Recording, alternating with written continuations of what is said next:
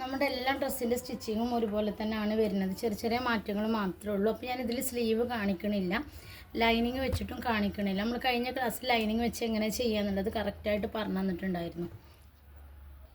അപ്പോൾ നിങ്ങൾക്കിത് രണ്ട് രൂപത്തിലും ചെയ്യാം. നിങ്ങൾ ലൈനിങ് വെച്ചിട്ടാണ് ചെയ്യണമെങ്കിൽ ലൈനിങ് വെച്ചിട്ട് ചെയ്യാം. ഇനി ലൈനിങ് വെച്ചിട്ടല്ല നോർമലായിട്ട് ചെയ്യുകയാണെങ്കിൽ അങ്ങനെയും ചെയ്യാം കേട്ടോ.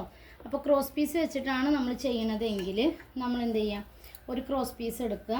ക്രോസ് പീസ് എടുത്തതിന് ശേഷം അല്ലെങ്കിൽ വേറൊരു പീസ് എടുത്തതിന് ശേഷം ഈ നെക്കിൻ്റെ കറക്റ്റ് ഇങ്ങനെ വെച്ച് കൊടുക്കുക. അപ്പോൾ ഞാനിതാ ഇങ്ങനെ ഒരു പീസ് എടുത്തിട്ടുണ്ട്. ഈ ഒരു പീസിനെ എങ്ങനെയാണ് ഇതിൽ വെച്ച് കൊടുക്കുക എന്നുള്ളത് കാണിക്കാം കേട്ടോ. ആദ്യം ഞാൻ ഈ തുണിയുടെ നല്ല വശം ചീത്ത വശം ഏതാ നോക്കി നമുക്ക് എങ്ങോട്ടും വെക്കാം കേട്ടോ. നല്ല വശത്തോട്ടേക്കാണെങ്കിലും ചീത്ത വശത്തോട്ടേക്കാണെങ്കിലും കുഴപ്പമില്ല.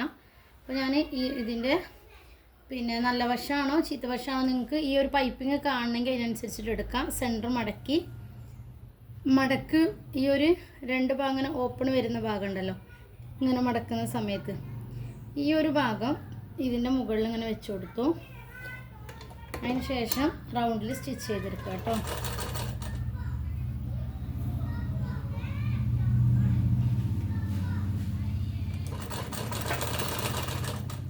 വലിച്ചു പിടിക്കാതെ ഒക്കെ ഒന്ന് സ്റ്റിച്ച് ചെയ്യാൻ നോക്കുക. അപ്പോൾ ആ നെക്കിൻ്റെ വൃത്തി കിട്ടുള്ളൂ കേട്ടോ. നല്ലൊരു ഫിനിഷിങ് കിട്ടണ്ടേ നെക്കൊക്കെ, അപ്പോൾ അതിന് വേണ്ടിയിട്ട് അങ്ങനെ ചെയ്യാൻ പറ്റും. ഇത് കംപ്ലീറ്റ് ആയിട്ടുണ്ട്. ഇതിനെ ഇങ്ങനെ ഒന്ന് സ്റ്റിച്ച് ചെയ്തു. ഇനി വേണമെങ്കിൽ നമുക്ക് ചെറിയൊരു കട്ടിങ് ഇട്ട് കൊടുക്കാം. എന്നിട്ട് നേരെ ഓപ്പോസിറ്റ് ഇതിനെ മടക്കുക. മടക്കിയിട്ട് നന്നായിട്ടൊന്ന് അയൺ ചെയ്യുക. അയൺ ചെയ്ത ശേഷം എന്ത് ചെയ്യുക, ഇതേപോലെ സ്റ്റിച്ച് ചെയ്യുക കേട്ടോ. അപ്പോൾ നമുക്ക് എല്ലാവിധ നെക്ക് ഇപ്പോൾ ലൈനിങ് വെച്ചതും അല്ലാത്തതൊക്കെ ഇപ്പോൾ നമുക്ക് മനസ്സിലായിട്ടുണ്ട്. ഇനി നിങ്ങൾ ഓരോന്ന് ചെയ്യുമ്പോൾ അതിനനുസരിച്ചിട്ട് വ്യത്യാസപ്പെടുത്തുക കേട്ടോ. നിങ്ങൾക്ക് ഏതാണോ വേണ്ടതെങ്കിൽ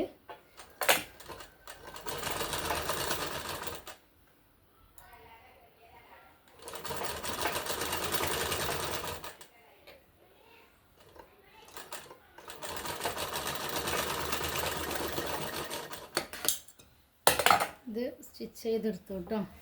ഇനി നമ്മളിതിനെ കറക്റ്റ് ഇങ്ങനെ പിടിച്ചതിന് ശേഷം ഒന്ന് അയൺ ചെയ്ത് കൊടുക്കുക. ഓക്കെ, അപ്പോൾ ഇത് ബാക്ക് പീസാണ്. ബാക്ക് പീസിൽ ഇത് മാത്രമേ ഉള്ളൂ കേട്ടോ. ലൈനിങ് വെക്കുകയാണെങ്കിൽ നല്ല തുണി ലൈനിങ്ങും നല്ല പീസും കൂടെ വെക്കുക. എന്നിട്ട് നമ്മളതിനെ മറിച്ച് കൊടുക്കുക കേട്ടോ. ഇനി നമ്മൾ നെക്സ്റ്റ് ചെയ്യാൻ പോകുന്നത് സെൻറ്റർ പീസാണ്. കണ്ടോ, ഇതിൽ നമുക്ക് ആദ്യം ജോയിൻ്റ് ചെയ്ത് കൊടുക്കണ്ടേ. അപ്പോൾ ഞാൻ നെക്ക് ചെയ്യുന്നതിന് മുമ്പായിട്ട് ഈ ഒരു പീസിന് രണ്ട് പ്രിൻസസ് കട്ട് അങ്ങോട്ടും ഇങ്ങോട്ടും കൊടുക്കുന്ന ഈ ഒരു ഭാഗം കറക്റ്റ് ഇതിന്മേൽ തന്നെ വെച്ചിട്ടൊന്ന് സ്റ്റിച്ച് ചെയ്തെടുക്കുന്നുണ്ട് കേട്ടോ. അപ്പോൾ ഇതെങ്ങനെയാണ് സ്റ്റിച്ച് ചെയ്യണമെന്നൊന്ന് ശ്രദ്ധിക്കുക.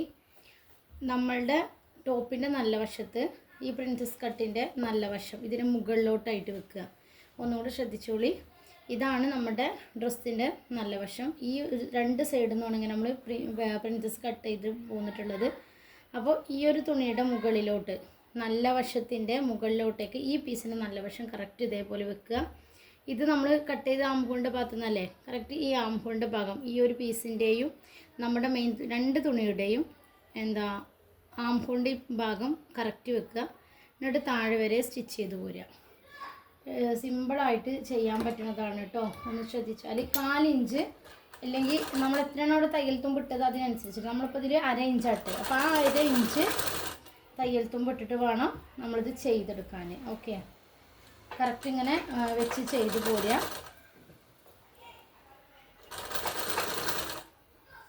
ഫസ്റ്റൊക്കെ ചെയ്യുമ്പോൾ സാവധാനം ചെയ്യുക കേട്ടോ.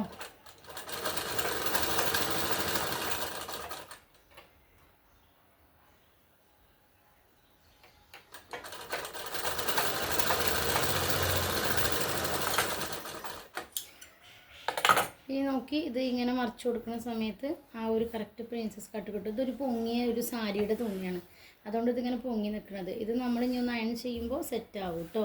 കണ്ടോ, ഇത് ഈ ഒരു പ്രിൻസസ് കട്ടിൻ്റെ റൗണ്ടിൽ നിന്ന് നമ്മൾ കട്ട് ചെയ്ത ഭാഗം ഇവിടെ വെച്ച് കൊടുത്തു. ഇതിപ്പം ഇത് നിങ്ങൾക്ക് കാണുന്നുണ്ടോയെന്ന് അറിയില്ല. നമ്മൾ പ്ലെയിനിലൊക്കെ ആണെങ്കിൽ ഈ പ്രിൻസസ് കട്ട് നന്നായിട്ട് കാണും. നമ്മൾ ബ്ലൗസിലൊക്കെ കൂടുതൽ ഈ പ്രിൻസസ് കട്ട് കൊടുക്കാനുണ്ട് കേട്ടോ. ഇനി നമ്മൾ നെക്സ്റ്റ് ഇതേപോലെ ഇപ്പുറത്തെ ഈ ഒരു ഭാഗം ഇതുപോലെ തന്നെ വെക്കുക. എന്താ ചെയ്ത് നല്ല വശത്തിൻ്റെ മുകളിൽ ഈ പീസിൻ്റെ നല്ല വശം വെച്ചു. രണ്ട് ഭാഗവും ആംഹോളിൻ്റെ 2 പീസിൻ്റെ ഈ ഒരു വശങ്ങൾ തമ്മിൽ കൂട്ടി പിടിച്ചിട്ട് താഴെ വരെ ഒന്ന് സ്റ്റിച്ച് ചെയ്തെടുത്തു കേട്ടോ.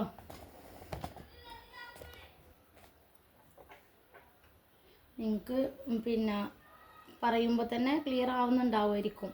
ഇനി എന്തെങ്കിലും ഡൗട്ട്സ് ഉണ്ടെങ്കിൽ നിങ്ങൾ ക്ലിയർ ചെയ്തോളൂ കേട്ടോ.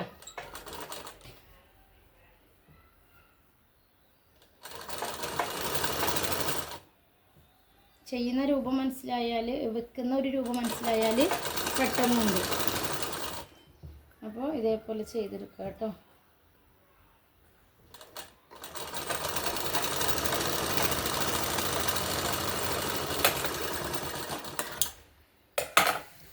അപ്പോൾ നമ്മൾ 2 ഭാഗവും എന്താ ഇതേപോലെ ചെയ്തു കാണുന്നുണ്ടല്ലോ. ഇത് ഇങ്ങനെ, ഇതൊരു പൊങ്ങിയ തുണി ആയതുകൊണ്ട് ഇത് ഇങ്ങോട്ട് തന്നെ മറിഞ്ഞെടുക്കണ കാണുന്നില്ലേ, ഇങ്ങനെ കൊടുക്കുക.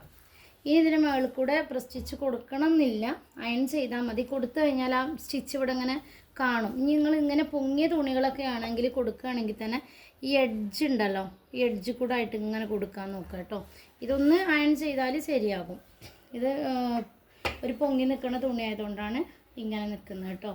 ഈ ഒരു തുണി കൊണ്ട് ആലിയക്കട്ടൊക്കെ സ്റ്റിച്ച് ചെയ്തിട്ട് ഇങ്ങനെ പൊങ്ങി നിൽക്കുന്നുണ്ട്. ഇങ്ങനത്തെ ഒരു സാരിയാണിത്. ഓക്കെ, അപ്പോൾ ഇത്രയേ ഉള്ളൂ.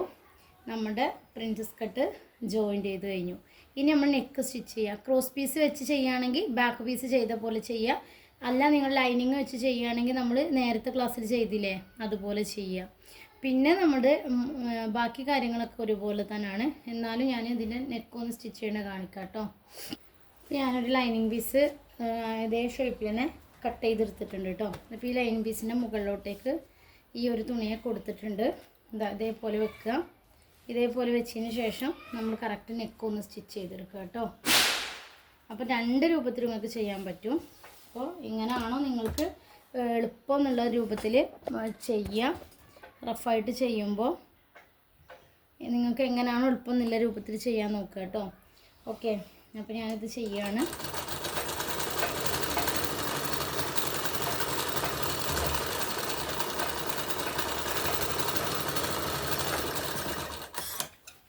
അപ്പോൾ റൗണ്ട് നെക്ക് സ്റ്റിച്ച് ചെയ്തു.